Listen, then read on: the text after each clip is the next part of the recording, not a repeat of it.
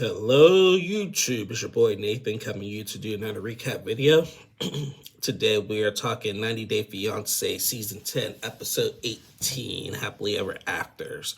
And y'all, I have a lot to talk about in this video, not only just with the episode, with some other things outside the episode in the 90 Day universe. So may be here for a minute, so we're just going to get right to the video so I can make sure I cover everything. So it is the last episode before the tell-all. So we still have some remaining couples that have left to get married. We're going to start with a couple that is not going to get married, and that is Nikki and Justin. So this, as we know, Nikki was in Moldova this whole season to be with Justin, aka Igor. And while they had their ups and downs, they seemed to have left off on a pretty high note in the engagement party and whatnot. This episode, the producers, she's back home in America. The producers reached out to her for an interview. And the day of the interview, as she was getting ready to sit down, she receives a text by Justin. And he basically breaks up with her over text and everything. He was like, after some heavy thought, I think it's best that, our relationship comes to an end right now. So Nikki starts crying, like, what did I do? What did I do to deserve this? Did he really love me? Blah, blah, blah. She starts crying, and later she's back at home, laying in her bed with her mom. Her mom comes to check on her and stuff. Now, mind you, Nikki is 47, 48 years old. And we seen her in the bedroom and her mother coming to check on her, and her mother's like, come on, get out of bed, let's take a walk to the park and stuff. Now, when that scene happened, I'm just like, that's one of those things that I was just like, is that scripted or something? Because what grown 48-year-old woman is laying in bed and having their mom come in and say, come on, get out of bed, we're going to the park and stuff? I don't know. That was just a little weird to me. I don't know. I may be overthinking that a little bit, but I don't know. But nonetheless, Justin breaks up with Nikki, and she's devastated. She was talking about she's not going to pull the K1 visa though, because maybe he'll come back around. And judging by the previews of the tell-all, they may get back together, may have gotten back together or not. So yeah, I don't know. It was sad to see how that ended. So yeah, that was Nikki and Justin. Next couple I want to talk is Ashley and Manuel. So we didn't see them last week. So Ashley and Manuel, they're in Florida. The last time we saw them, there was a tropical storm that's coming, because Ashley and Manuel are in Florida for their beach wedding. And their wedding officiant said there's a tropical storm coming, and it's hurricane season. So, they're all preparing for that. Manuel was a little concerned. He was just praying that the weather holds up a little bit. Ashley was like, let's just check the radar and stuff. And, they're getting married at 5:30 on the beach. So they're just like, eh. So it's the day of the wedding. Manuel and them are already there. Is on the beach. It's dark. It's about to start storming. It starts raining. Ashley and her sisters and her girls and everything are in the car. Ashley, once again, just like in the very first episode when Manuel came to America, starts having a meltdown in the car. Just starts crying. And all that. And I'm just like, I didn't feel any kind of remorse in that moment. I mean, yes, it's a beautiful day, but the scenario, having a beach wedding in hurricane season in the evening, yeah, okay. So nonetheless, she's crying on her way, but they get to the beach. It's raining. It's not pouring yet, but it's just light rain. And they do have the ceremony, and they said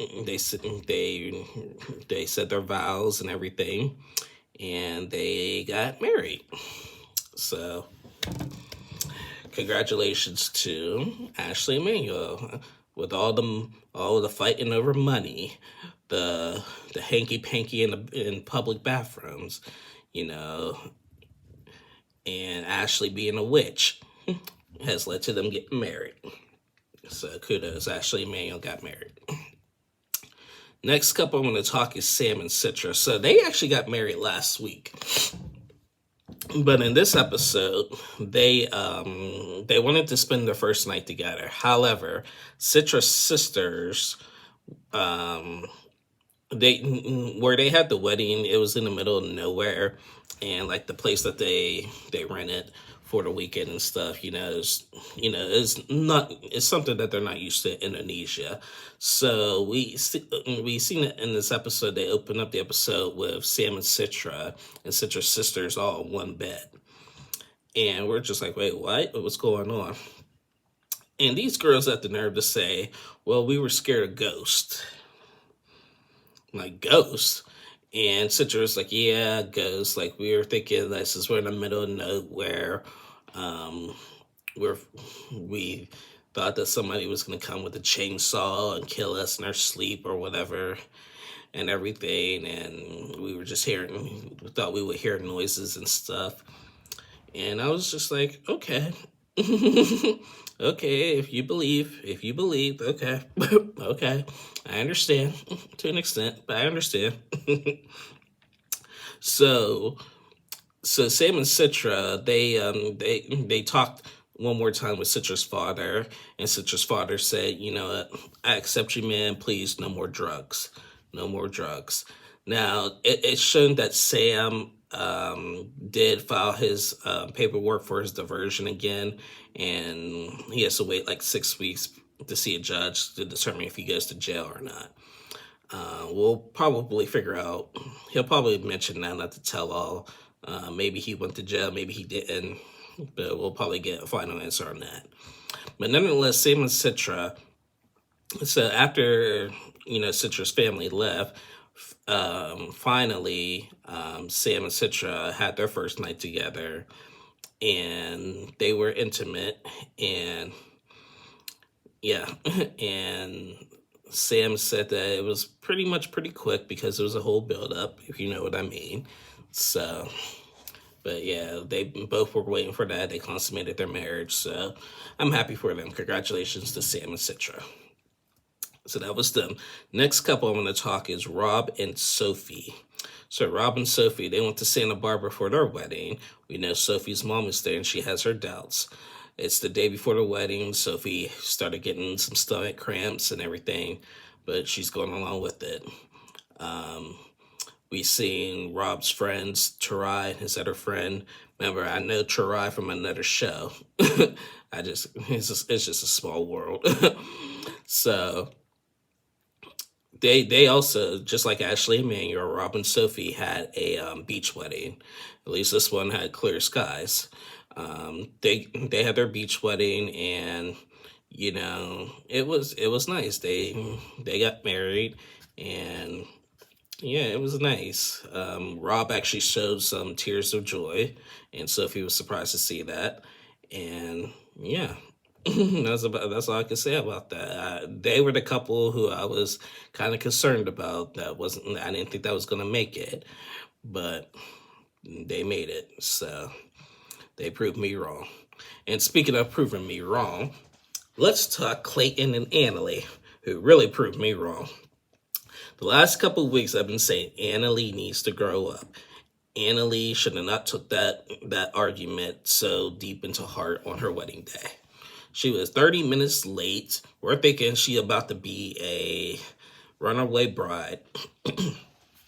This episode, she comes in, she was just like, they first showed her showing up at the altar, and then they said 90 minutes early. So 90 minutes earlier, she was not dressed. She was still in her bed crying. But then, like, the hairstylist came in, and I guess Brandy's daughters, Clayton's sister's daughters, came in to help put on her and get her hair done and her makeup.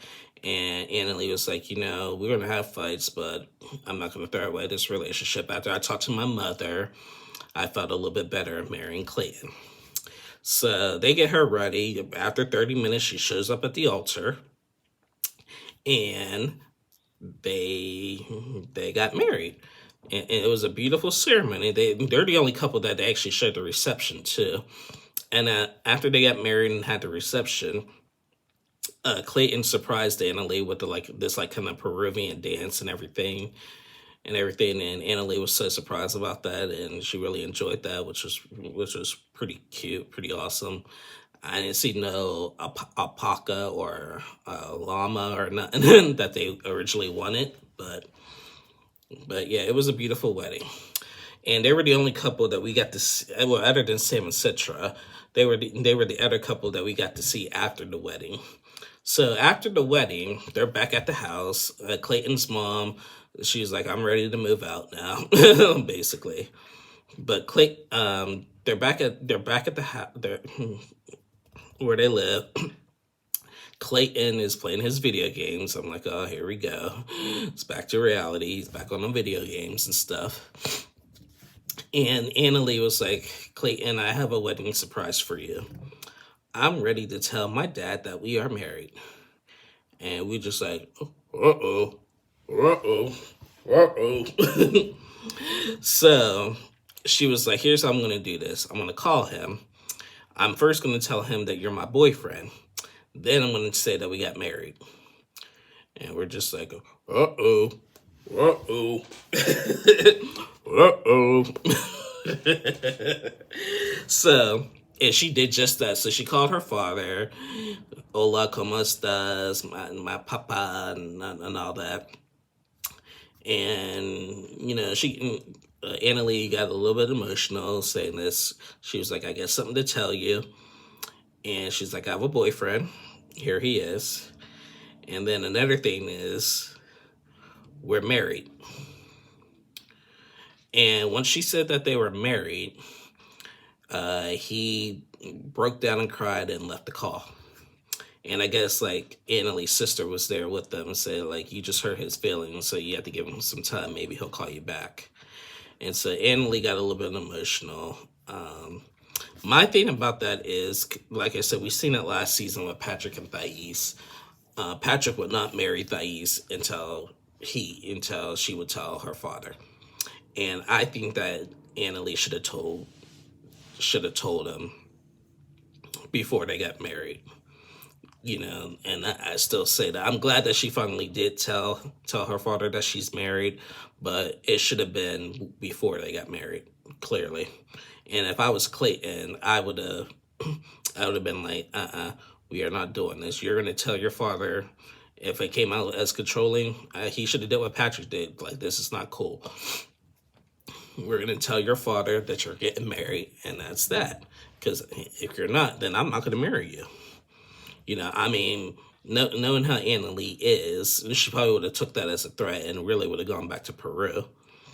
But it's just common courtesy and stuff. She should have told him before they got married. So. But they got married. They proved me wrong. I thought she was gonna be the runaway bride, but they proved me wrong. So yeah. So yeah, guys, that was the end of the episode. Season 10 is finally done. This season started back in October, and we are in February, and it's finally over. 19 episodes, 3 weeks off. We had 2 weeks off for the holidays, and then a week off for the Super Bowl. So 22 weeks of this season. Glad it's over. We did not see Gina and Jasmine in this episode, or of course Nick and Devin. So now, but it's still not over yet. We got the tell-all next week. For the next 2 weeks, we have a 2-part tell-all, and it's gonna go down. I know Jasmine's gonna have her meltdown with Gino. I guess they're bringing up Gino's bachelor party at the tell-all. I apparently with Sam and Citra. There was somebody else involved. I don't know if there was infidelity or something in the past that's going to be brought up, but we'll see about that. Rob and Sophie, it was He's still going to be fighting with Sophie's mother, Clayton and Annalie. They're going to have the sister Brandy out there, and the discussion about the stripper with her will be brought up. Ashley and Manuel, I guess Ashley's mother has been sending money to Manuel's family. Didn't know that. We'll get the full scoop on that. Nikki and Justin, they look like they're back together. Jasmine's gonna call Justin out on his BS and everything. So yeah, it should be a good tell-all. I'm really curious to see how Nick and Devin are doing, because their scenes were pretty early and were done. Their scenes were done before the holidays, so we didn't get a chance to finish out with them. I mean, they got married and stuff, but they had a quick 90 days. So yeah, so before I sign off, we got some news and gossip to talk, guys. First things first, like sticking with 90 Day Fiancé, it was just announced today that we're going to have 9 couples for Happily Ever After. And the remaining 2 couples have just been announced. And to my prediction, when I found out there was going to be 9 and there are 2 mysterious couples, I kind of had an inkling on who these couples would be, and I was right. So coming to Happily Ever After, we're going to have Ashley and Manuel, and Rob and Sophie. Congratulations. Those 2 couples are the 2 fill-in mystery couples that will be featured, that their journeys will continue and be featured on 90 Day Fiancé Happily Ever After on March 17th. I'm not surprised, because I knew from the beginning, because I mean, we're already going to have Gina and Jasmine on there as well. So once again, here are the couples for Happily Ever After. Lauren and Alexi, Emily and Kobe, Patrick and Thais, Ashley and Manuel, Rob and Sophie, Gina and Jasmine, Angela, Michael, Ed and Liz, and the last couple is Nicole and Mahout. Now, I want to discuss something about Nicole and Mahout. Apparently, now, you guys know, I don't normally discuss the rumors in the 90 Day University, 90 Day Universe, sorry, I said university, unless they are confirmed. And this was confirmed. Just last week, apparently, Mahout was arrested for domestic violence against Nicole. Now, we've seen in the trailer for Happily Ever After him running off with her credit card and her phone. And so we already know, like, Mahout is, like, really controlling, and, you know, Nicole just takes it and she just cries about it and just takes it. But reports that came out, and they were confirmed, that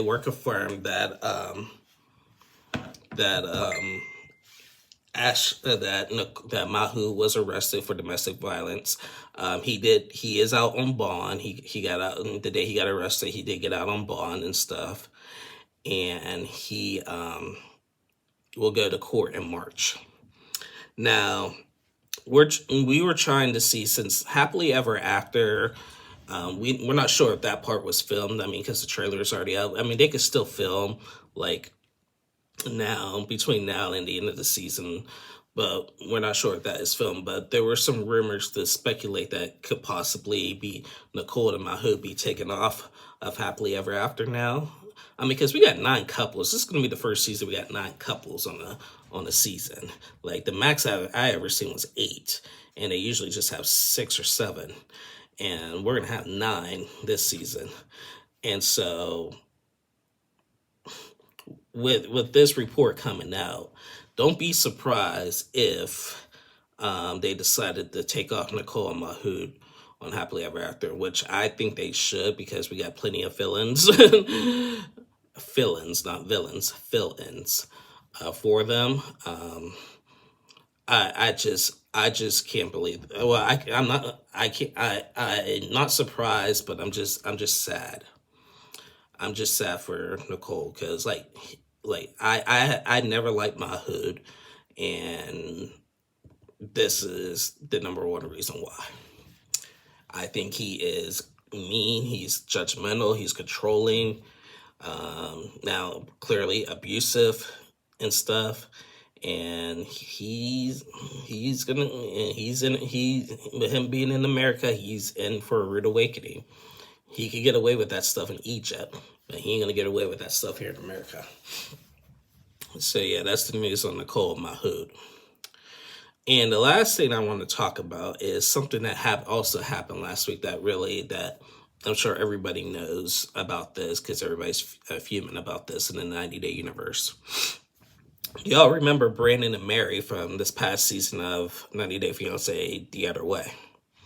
Remember Mary, she's in Brandon and Mary, they first had a 24/7 phone relationship, then he moved to the Philippines, got her pregnant, got married, and had a plague at the wedding, and then they had a baby named Midnight.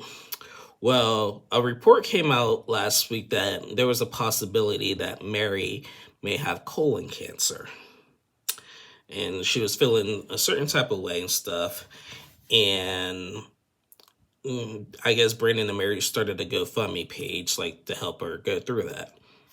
Well, while they were doing all that and just like releasing their details about it, things clearly weren't adding up. There were some grammatical errors in the stuff that was written. There was a lot of broken English. We're thinking, well, Brandon's not writing this because Brandon speaks English and should have proper grammar and stuff. And it was just a whole lot of chaos going back and forth with it. It was later revealed at the end of last week that Mary lied about having colon cancer. In her own words, she was just like, they found something was wrong with her colon, and she got scared and had a panic attack and said that she had colon cancer. Now, something is wrong with Mary, but she doesn't have like a life-threatening illness like she thought she had. And it wasn't even diagnosed for that. So people had sent the money, and then when they found out that it was a lie, everybody's, of course, furious. And Brandon and Mary used that money for her regular medical bills.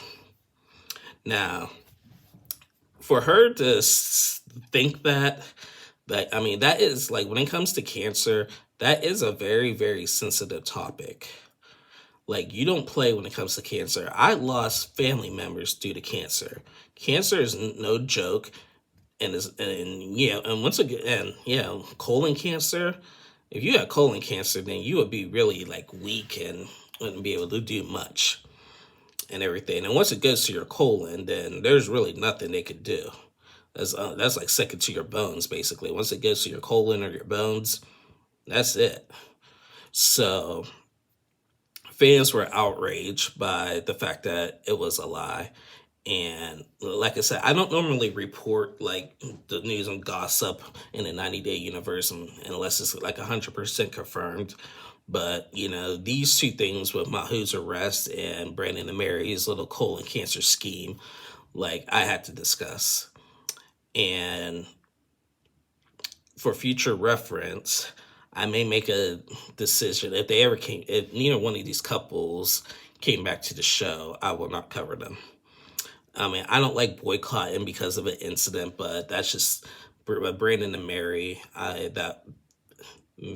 That's the last straw. And Mahood, I'm hoping when the happily ever after tell-all comes about, I'm hoping Angela like cusses him out. That's just something. Now, he may get, if he's at the tell-all for happily ever after, I'm hoping like Angela and Ed like put him in his place and everything. Because like Gabe tried to do it at the last time, but he wasn't successful.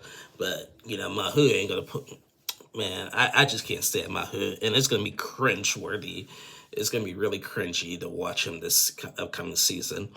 So I'm hoping TLC takes them off because, like I said, we don't need 9 couples. And like a lot of fans are outraged because there's a lot of like people with a criminal background that are on the show, like like with Sam and now Mahood and Angela's schemes and all that. Like there's just a lot of things that are going to ruin the show, and they're going to lose ratings. I love 90 Day Fiance. I love all the spinoffs, but what they're doing with some of these couples and recycling these couples and stuff, and they're looking for the drama. They're not even looking for the love. Where's the love? Now, this past episode of 90 Day Fiance was more love, because this is what it's all about. We had all these weddings. All these weddings that we've seen this season were beautiful. Like, this is what 90 Day Fiance is about. It's about these weddings, and it's about the love story. But it's becoming more of a drama story. Like, like I understand, like with Angela and Michael coming back, because Michael has not made it to America. There's rumors that he is here now, and a rumor came out today that he went missing and stuff. So it's just a lot going on. And I don't think that TLC is, like with these TV shows, they are doing it for the drama. I miss it when it's all about the love. Why is it that look at Nick and Devin from this season of 90 Day? They hardly fought. I mean, the only little disagreement is about Nick calling Devin Piggy when she's not even fat. But nonetheless, they had a beautiful love story, and their season was cut short. That's not fair.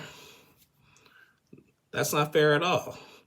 I'm 31 years old, about to be 32. I'm not a teenager that just wants to see fights on TV all the time.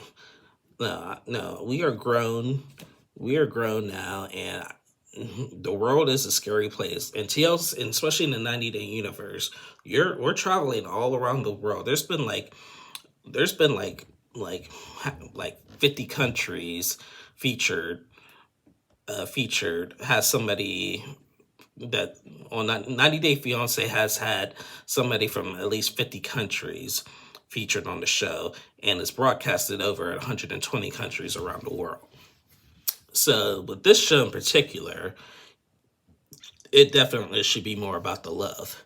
And it was in the beginning, back in season 1, season 2, and 3 and stuff. And then when they added all these spinoffs and then all these like shenanigans, it just went downhill. A lot of other YouTubers are trying to quit recapping 90 Day Fiance. I'm not there yet. I still love the show, and I still love that I'm learning about all these other culturals and everything. But really, TLC, get it together. Happily Ever After, bring back some happily ever after people who are actually happily ever after. Okay, I'm fine with Emily and Kobe this year. I'm fine with Patrick and Thais. But I want them. I want Karen and Guillermo. I want David and Sheila from B90. I want Statler and Dempsey. They're still together and they're doing well.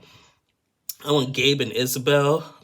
Like, bring back the couples that are doing well. Yes, you can have like a tiny bit of drama if need be. But I want to see more of the lovable couples. Kenny and Armando. Yeah, Kenny and Armando. Like, those are the type of couples that you want to see. Now, like, for before the 90 days, the other way, and 90 Day Fiance, bringing in new couples, that's fine. But when you do happily ever after, the single life, and all that, let's just have some good couples, have some good positive couples come on the show. And that's just my opinion on that, because I'm just tired of the fighting. And happily ever after, we're going to be seeing a whole lot of fights, because we're going to see a lot of Angela and Michael fights. We're going to definitely see a lot of Big Ed and Liz fights. That's going to lead to their breakup.